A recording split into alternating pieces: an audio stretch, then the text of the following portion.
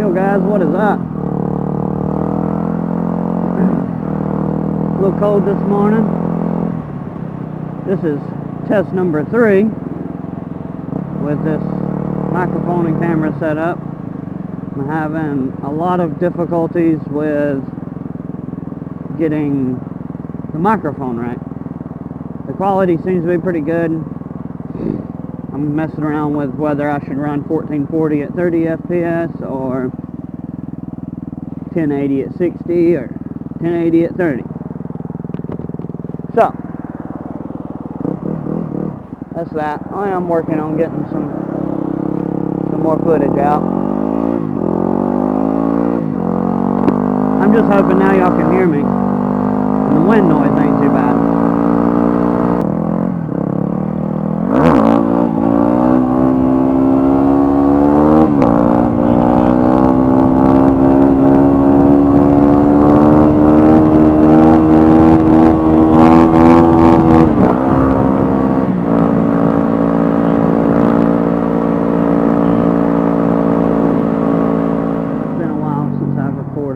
But I don't know if you can see that or not, but I am at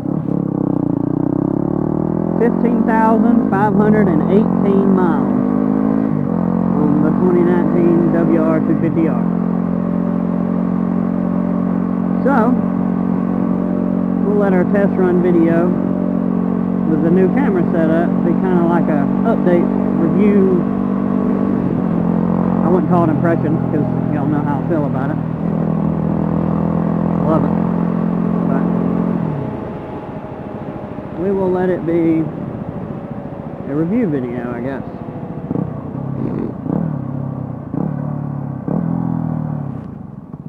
So I've had it, I don't know, about a year and a half now, I guess.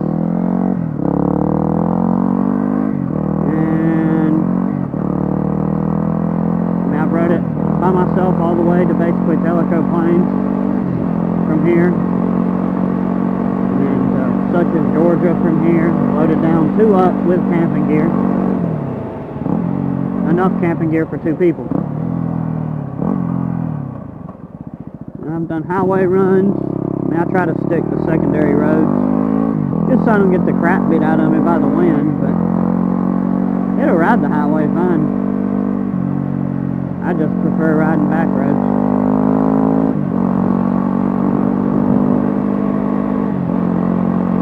But, I mean, all in all, I love it. I do have bad news, though. They are discontinuing the wr250r as of this year. That's what I'm hearing. It's from Yamaha.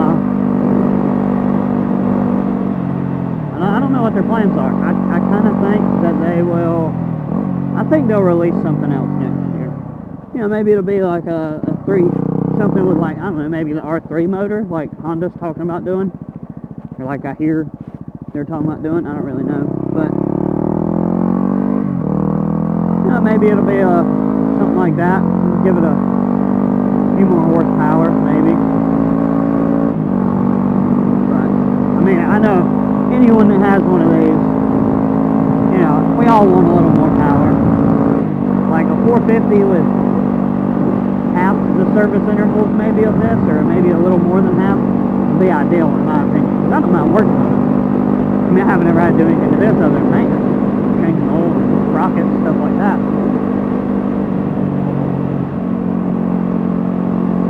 But, you know, off-road, coming from race bikes, I do wish it had a little more power.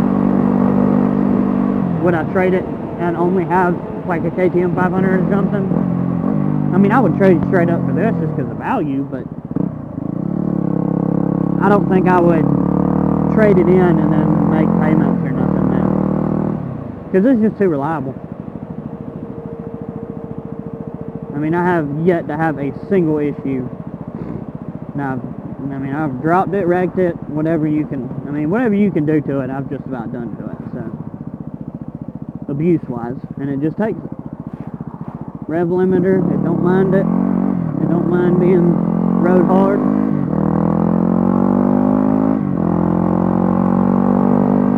wish I have had a good bit of, I don't want to say issues, but I wear out the chain slider, and I keep pretty good check on my chain. So I don't really know why. I think that's because the way I have the sagging all set up with the lowering link and all that, it changed the geometry. What the heck are you doing?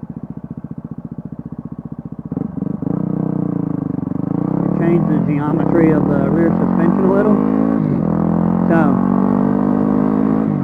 I think that has a lot to do with it. I'm debating on getting rid of the lowering link, and then I got somebody that wants to trade a low seat, which would, I think it's close to an inch off of that. So I'd be, I don't know, maybe a half inch taller than what I am now, which I would be all okay with, I guess. I mean, I'm still too short for it, but I ain't never been able to touch on a bike, so it's whatever.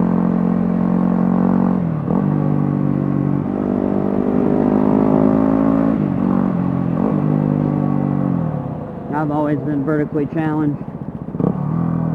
Starting to get horizontally challenged. Keep being fat and lazy like I have been lately. But no, I mean, other than the chain slider, I mean, I wish there was an aftermarket option for it or something, because I don't remember. I think it's $40 or $50 for the freaking chain slider, which is kind of ridiculous. But at the rate I go through them anyways. But I'm sure it's something I'm doing, because not everybody has that issue. I really do think it has to do with the geometry of the rear suspension, the way I have the lowering link and the sagging all set. But I mean, off-road is still doing great. I mean, you know, by now you would think I'd have a fork seal leak or something, just because of the way I treat it, how dirty it gets, and then I'll go without washing it because, you know, fat and lazy like I said earlier. But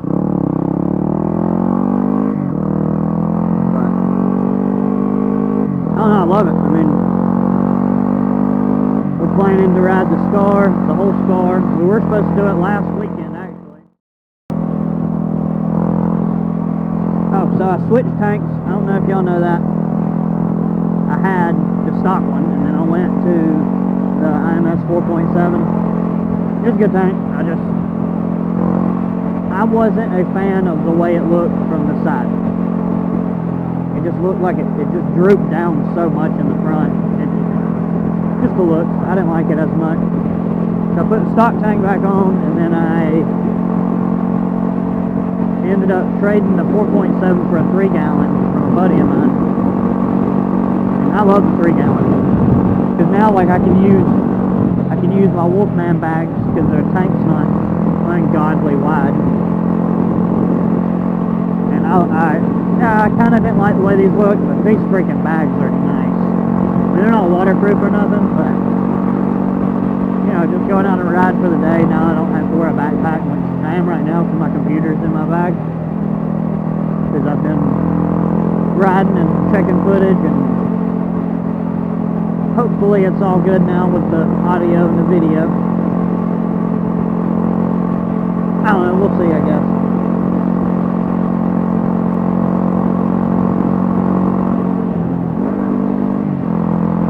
Other than the tank, nothing's different. I mean, I'm still running the same sprockets I ran when I rode to Tennessee and back. The turn signals are the same. Well, we got married. Me and the wife got married. We went to Pigeon Forge, took the truck, and unloaded the bike. And I ended up getting a flat front tire like an hour after we got unloaded the bike for riding. But ended up getting a flat tire. I was loading up the bike, and it slipped off the ramp basically, and I whiskey throttled it, and the back tire hit the ground, and sent the bike into doing a backflip, and that dealt a little damage, destroyed the DRC taillight and broke the passenger peg. But it's all good. The guy on one of the WR groups, he had a taillight, so now I have the integrated turn signal taillight. I got it from him to use, and he sent me a foot peg, so am looking at doing the parabellum windshield, but I'm waiting to get enough money for the J&S headlight too at the same time, because I will not be able to use these little pods where they're at anyways. I could probably move them down there since I don't have the big tank anymore, but I'm not going to be able to use them behind the windshield. Alright guys, that wraps it up for today's video. All in all, I like the bike, ain't got no complaints.